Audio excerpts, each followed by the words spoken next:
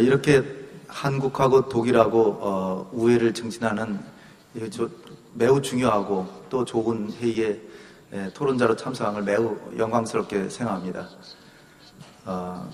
저는 파리에서 공부를 했는데요. 제가 공부하는 시절에 베를린 장벽이 무너졌고 또 독일이 통일됐습니다. 또 독일이 통일될 때 1990년 10월 3일에 제국의회 의사당 앞에서 콜 총리가 통일을 선언하고 수많은 관중들이 모였는데 저도 거기 그 자리에 있었습니다. 모 방송국 일을 좀 도와주다가 독일이 통일되니까 이제 파리에서 출장을 가서 취재하느냐고 직접 지켜봤기 때문에 저도 매우 감회가 새롭고, 또 제가 박사학위 논문을 쓴 게 골바초프의 외교 정책을 가지고 제가 박사학위 논문을 썼습니다. 그래서 제 나름대로는 상당히 자신감을 가지고 이 문제에 대해서 상당히 토론도 토론이지만 굉장히 중요한 내용을 이렇게 많은 분들에게 전파할 수 있어서 매우 기쁩니다. 그러나 일부 내용은 빌케 박사님이 말씀하신 것과 약간의 좀 차이가 있다. 또 이 하태경 의원님이 강조하신 부분하고 초점에 있어서 좀 차이가 있을 수 있다는 점을 먼저 말씀드립니다. 국가 안보 면에서 우리 대한민국의 과제를 생각한다면 자유민주주의 질서라고 하는 체제를 지키는 게 있습니다. 이 부분에 대해서 오늘 빌케 박사님이 주로 강조해서 말씀하셨고, 그 부분에 대해서는 대다수 이제 동의를 합니다. 북한은 남한과 적대적으로 경쟁을 하는 상황에서 어떻게든 남한을 약화시키거나 무너뜨리려고 할 테고, 그래서 갖은 노력을 다할 것이라는 것이 분명합니다. 따라서 우리는 항상 그 부분에 유념해야 된다고 생각합니다. 그러나 체제 지키는 것이 다 우리의 과제는 아니죠. 또 다른 과제가 있습니다. 평화를 지키는 것.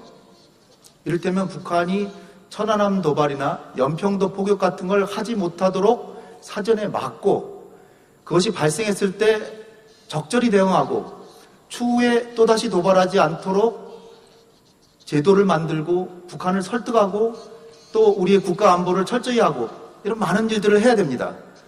근데 이 부분에 대해서는 좀 이렇게 초점을 안 맞추신 것 같고요.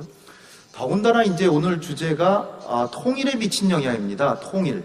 통일이라고 하는 것은 통일을 우리가 건설한다라고 하거나 통일을 만든다고 하죠. 체제나 평화는 지키면 됩니다. 그러니까 수세적으로 막아내면 되는 거지만 통일은 전혀 다른 차원입니다. 통일은 그야말로 현상 유지가 아니라 현상을 변경하는 것입니다. 더군다나 독일과 달리 한국은 지금 경제력이 매우 낮이긴 했지만 세계 13위 정도 됩니다. 그러나 주변국들, 한반도 통일에 영향을 미치는 나라들에 비해서 훨씬 국력이 약하기 때문에 이러한 현상의 변경을 우리가 가져오려고 하면, 통일은 매우 좋은 것이지만 주변국들에게는 현상의 변경을 가져오기 때문에 매우 설득력 있고 아주 훌륭한 외교를 해야 되고, 그야말로 독일보다도 더 현명하게 대응하지 않으면 달성되기 어렵다는 것입니다. 그냥 적절히 체제만 유지해가지고는 통일은 거저오는 일은 거의 불가능하다, 이렇게 생각됩니다. 이런 측면에서 독일의 사례는 우리에게 매우 유용합니다. 왜냐하면 20세기 중반 이후에 통일을 여러 나라가 이뤘지만 다 우리의 참고가 되기에는 좀 사례가 안 좋습니다. 베트남 같은 경우에는 공산당이 오히려 통일을 했습니다. 우리가 전혀 배울 수가 없는 거죠. 예멘 같은 경우도 평화 통일을 했지만 예멘의 경우에도 결국은 전쟁을 하고서 통일이 됐습니다. 이것도 우리가 배우기가 좀 매우 어려운 사례입니다. 그러나 독일의 경우에는 그야말로 동독의 주민들이 평화적으로 정권을 잡은 다음에 서독을 지원하는 정당이 집권을 해서 백기투항한 것입니다. 그야말로 우리 대한민국이 본떠도 좋을 만한 사례입니다. 그러나 중요한 점은 서독 정부가 1950년대부터 1990년까지 제 토론문에도 있지만은 4천억 마르크나 지원을 했습니다. 이 돈은 거의 한국 돈으로 300조 원에 달하는 돈으로서 연평균 7조 7천억 원입니다. 빌케 교수님은 오늘 강조하신 게 통일 직전에 동독 정부가 재정 지원을 해달라는데 안 해줬다는 것을 통일에 도움이 됐다 이렇게 말씀을 하시는데, 서독의 경우를 보면 1950년부터 매년 7조 7천억 원, 여기 소위 민주당에서 북한에 퍼주기 했다라고 하는 돈 있잖아요. 그게 약 10년 동안에 4조 원이 안 됩니다. 그런데 서독은 동독에게 30년 동안 매년 7조가 넘는 돈을 매년 줬다는 것이죠. 평화유지 비용이었을까요? 이 숨어있는 그림입니다. 그렇다고 제가 무슨 그런 돈을 우리가 주자 그런 말씀은 아니고요. 그러나 재정 지원을 안 한 것이 통일에 도움이 됐다는 건 조금 좀 동의하기 어렵다 이런 말씀을 드리고요. 또 하나는 독일의 통일을 우리에게 그대로 적용하기가 매우 어려운 점이 있습니다. 무엇보다도 우리는 남북 간의 전쟁을 치렀는데 독일은 전쟁을 하지 않았습니다. 따라서 적대감이 별로 없죠. 동서독 간에는. 그러나 우리는 적대감이 큽니다. 서로 간에. 또 하나는 뭐냐면 동서독 간의 통일이 될 때 경제 격차가 아무리 크게 봐도 3대1 정도였습니다. 1인당 평균 소득이, 1인당 국민 소득이 3대1 정도였는데요. 오늘날 대한민국과 북한과의 경제 격차는 19대1입니다. 우리 남북한의 차이가 6배 이상 더 크죠. 여기서 우리는 뭘 느낄 수 있을까요? 첫째, 남북한 간에 전쟁이 있었다는 얘기는 동서독 간에는 동독이 서독에 침투하기가 매우 쉬웠겠죠. 동독의 간첩들이나 동독 추정 세력이 활동하기가 매우 쉬웠겠죠. 왜냐하면 동독에 대해서 반감이 그렇게 없습니다. 전쟁을 안 했기 때문에. 그러나 우리 대한민국에는 북한하고 3년이나 전쟁을 했고 서로 간에 동족 상전에 참혹한 전쟁을 했기 때문에 북한이라고 하면 정말 치를 떠는 분들이 대부분입니다. 따라서 남한에서는 간첩 활동하기가 얼마나 어렵겠습니까? 매우 어렵겠죠. 종북 세력, 혹시나 종북이라고 낙인 찍힐까봐 얼마나 조심하겠습니까? 그만큼 대한민국은 서독보다 공산당의 침투가 더 어려운 사회라는 교훈입니다. 두 번째는요, 남북한의 경제 격차는 동서독의 격차보다 6배나 더 크기 때문에 대한민국에서 북한을 추종하는 사람은 전 두 가지 부류라고 봅니다. 하나는 뭔가 노름이라도 해가지고서는 엄청나게 빚을 졌는데 친구가 돈을 빌려줘서 돈을 쓰다 보니까 나중에 친구가 돈 안 갚아도 좋으니까 북한을 지원해달라. 이렇게 해서 함정에 빠진 사람. 또 하나는 북한이 우리의 경제력의 19분의 1인데도 불구하고 북한을 멋모르고 추종하는 멍청이. 바보죠, 바보. 이런 사람들 하나도 두려운 사람들이 아닙니다. 멍청이가 뭐가 두렵습니까? 진짜로 똑똑하고 서독에 침투했던 정말로 치밀하게 침투한 이런 간첩들이 무서운 거죠. 따라서 우리 남한에 있어서의 종북 세력이나 북한의 간첩 활동하기가 매우 어렵습니다. 또 하나의 교훈은 뭐냐면요.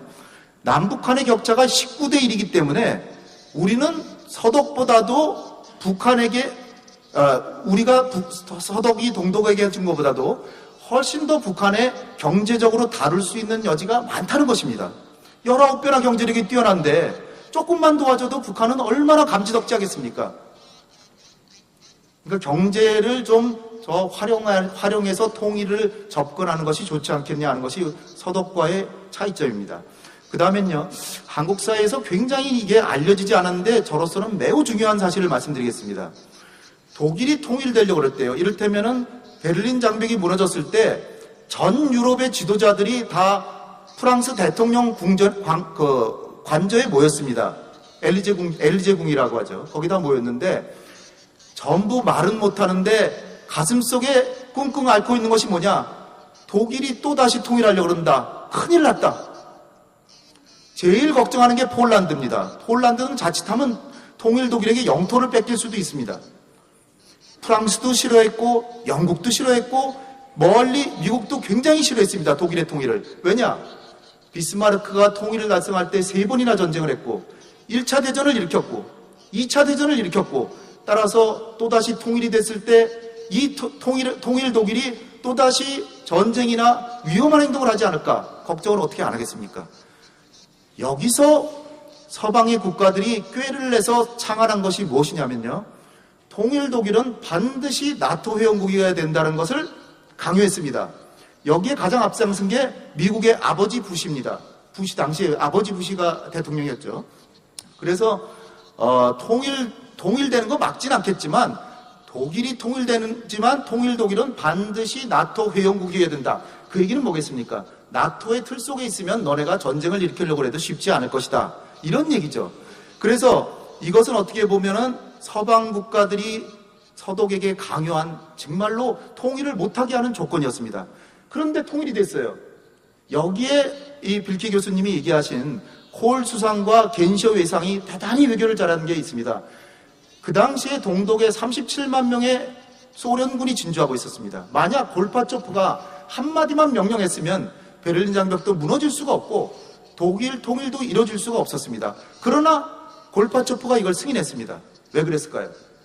여기에 콜 수상의 설득력이 대단히 놀라운 거죠. 여기서 했던 것이 뭐냐면 통일 독일이 절대로 호전적인 나라가 되지 않는 것을 담보하기 위해서 OSCE라는 기구가 있습니다. OSCE의 회원국에 계속 남을 것이고 유럽연합에 계속 남을 것이고 통일 독일은 나토에 반드시 남을 것이다라고 했는데 소련이 반대를 하니까 엄청나게 많은 돈을 소련에 지원하면서 골바초프의 승인을 결국 얻어냈습니다. 저는 이 자리에서 용감하게 말씀드립니다. 독일의 통일은 콜 총리가 돈 주고 산 것이라고 저는 생각합니다. 아주 단호하게 말씀드립니다. 독일의 통일은 콜 수상이 골바초프를 설득하기 위해서 막대한 지원을 행했기 때문에 된 것입니다. 만약에 우리 홍 의원님 이제 좀 정리를 해주시죠. 정리를 해야 됩니까? 예, 그러면 아주 핵심 사항만 말씀드리겠습니다. 그래서 결국은 경제적 지원이라고 하는 것이 독일의 통일의 가장 큰 요인이었다는 것을 오히려 저는 역설적으로 말씀드리고 싶고요.